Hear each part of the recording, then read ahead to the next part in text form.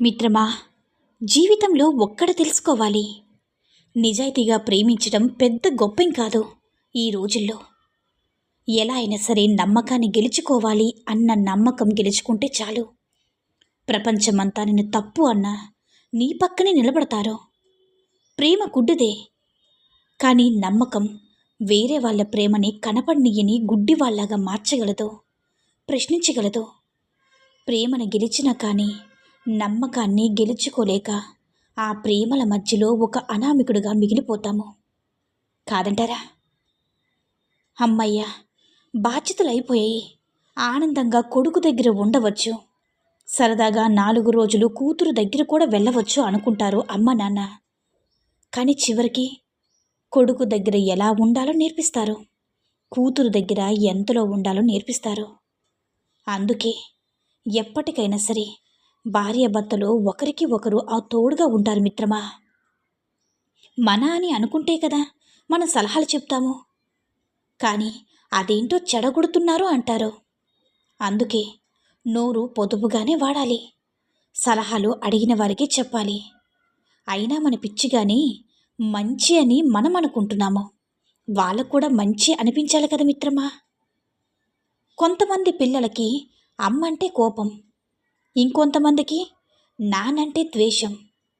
మీ కోపం ద్వేషం దేనికో, ఏదైనా కానీ మీ కోపానికి ఆయుష్ ఉండవచ్చు, కానీ మీ కోపాన్ని భరించేంత వయసు ఆయుష్ వాళ్ళకి ఉండదు.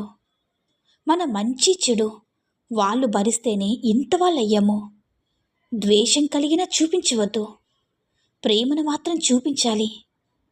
కన్న రుణం పెంచిన రుణం మర్చిపోకూడదు కదా మిత్రమా. ప్రాణంగా ప్రేమించిన వ్యక్తిని ఒకవేళ కన్నవారి కోసం వదిలేస్తే, బంగారం మా కూతురు లేదా బంగారం నా కొడుకు, చివరికి మా మాటే విన్నారు అంటారు. అదే విషయం సొసైటీకి తెలిస్తే టైంపాస్లో అబ్బాయి మోసం చేశాడంటారు, అమ్మాయి తెగించేసిందే అంటారు. ఒకరి దృష్టిలో మంచి పని, ఇంకొకరి దృష్టిలో చెడ్డ పని. అలాగే తప్ప ఉప్ప నీకు జరిగిన ప్రతి విషయాన్ని కూడా పంచాయతీ పెట్టద్దు మిత్రమా. ఎవరికి తోచింది వారు చెప్తూ ఉంటారు. నీ మనసుకు తెలీదా రైటో లేదంటే రాంగో అని? మనలోని నెగిటివిటీస్ మన వాళ్ళు ఎవరిని చెబితే మనకు చాలా బాధగా ఉంటుంది, కానీ ఎందుకు అన్నారని ఆలోచిస్తే మన తప్పేంటో తెలుస్తుంది, లేకపోతే ఎలా ప్రవర్తించాలైనా సరే తెలుస్తుంది. ఏదైతే అన్నారో అది ఆచరించి చూపించు మిత్రమా. ఒకవేళ అన్నదానిలో ఏమైనా తప్పుంటే అనుక్షణం నలిగిపోయే నరకం వాళ్ళ వంతు అవుతుంది. ఇంత చిన్న విషయం కోసం అస్సలు బాధపడదు. పరిస్థితులు, సమయం, మనుషులు చెప్పే గుణపాఠాలు ఏ పుస్తకం కూడా నేర్పించదు. కలివిడిగా మాట్లాడితేనే 10 మందిలో కలుస్తామన్న రోజుల నుంచి ఏం మాట్లాడితే ఏం వస్తుందని మౌనంగా ఉండడమే మంచిదన్న రోజులకి వచ్చేసాం కదా. కాదంటారా? మన అనుకున్న వాళ్ళు మనల్ని నమ్మడం మానేశాక నమ్మకం లేనంత పరిస్థితి మనం తెచ్చుకుంటామా? వాళ్ళకి మన మీద నమ్మకం సడలిందో తెలీదు, మనం ఏం చెప్పినా నమ్మరేమో అనుకొని అన్నీ చెప్పాలన్న తాపత్రయం కన్నా నమ్ముతారా నమ్మరనే దిగులుతో చెప్పిన ప్రతీదీ కూడా నిరూపించాలనే తపన ఎక్కువగా ఉంటుంది. లేకపోతే మనలో నిజాయితీ ఉంటే సహనంగా ఎదురు చూడడం తప్ప ఏమీ కూడా చేయలేము. ఒక్క విషయాన్ని గుర్తుపెట్టుకో మిత్రమా, ఒకరి గురించి నువ్వెంత నెగిటివ్ అయినా చెప్పచ్చు, కానీ మనకి జరిగింది చెప్తే మాత్రం అంత నెగిటివ్నెస్ ఎందుకు, అంత ద్వేషం ఎందుకు అని తిరిగి మనల్ని నిలదీస్తారు. అయినా తప్పులేదులే, సమాజం ఇక్కడ పద్ధతే, అడిగినవాడు చెప్పినవాడే పోరంపోకు. అందుకే దొరికారు కదని మనసు విప్పొద్దు. నీ గుణాన్ని నిన్ను మానసికంగా అర్ధనగ్నంగా చేసి నిలబెడతారు మిత్రమా. కొంతమంది మనసుతో ఆడే ఆట నీ దగ్గరకు వచ్చి వాళ్ళు మంచివాళ్ళు కాదని చెప్తారు, వాళ్ళ దగ్గరేమో మనతో జాగ్రత్తగా ఉండమని చెప్తారు. కానీ విషయం ఏంటంటే వారు ఒక్కరినే నమ్ముతారు, ఇంకొకరిని నమ్మినట్లు నటిస్తారు. అది ఎలా తెలుసుకోవాలంటే, మనకేమో మాటల మాధుర్యం రుచి చూపిస్తారు, అవతల వారి బుద్ధి బయటపడుతూనే ఉన్నా సరిచేయడానికి మక్కువ ఎక్కువగా చూపిస్తారు. మిత్రమా, అన్నిట్లో కూడా అవసరాలు చూసి ప్రేమిస్తుంటే పెళ్ళి కూడా ఒక బిజినెస్ ట్రాన్సాక్షన్ లాగే అనుకుంటున్నారు.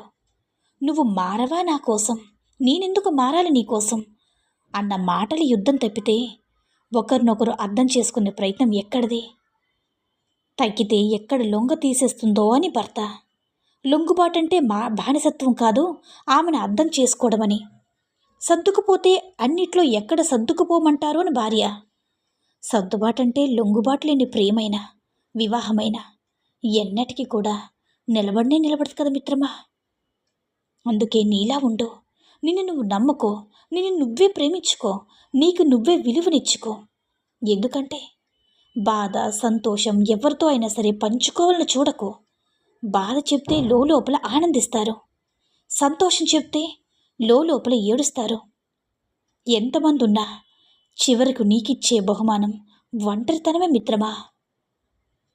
ఎవరైనా మిమ్మల్ని బాధ పెడితే మాట మాటకి అదే తలుచుకుంటూ మనసుకు భారం పెంచద్దు. మాట అనిపించుకున్నా సంతోషంగా కనిపిస్తే అవతల వారికి అంతకన్నా నరకం ఇంకొకటి ఉండదు. మాట అనే హక్కు వాళ్ళకి ఉన్నా బాధపడాల్సిన అవసరం నీకు లేదని గుర్తుపెట్టుకో మిత్రమా. మిత్రమా, ఒక ఆడది మనస్ఫూర్తిగా మగాడి వైపు ఒక అడుగు వేసిందంటే ఆ మగాడిని మనస్ఫూర్తిగా నమ్మిందని అర్థం. ఆమె బాధ్యత అంతా కూడా ఆ మగాడే చూసుకోవాలని అర్థం మిత్రమా. అర్థమైందనుకుంటా. ఈ సూక్తుల్లో ఏ సూక్తి నచ్చిందో కామెంట్ చేయండి. ఈ వీడియో నచ్చినట్లయితే లైక్ చేసి మరిన్ని వీడియోస్ కోసం మన ఛానల్ని సబ్స్క్రైబ్ చేసుకుని మాకు మరింతగా సపోర్ట్ చేయండి. ధన్యవాదములు.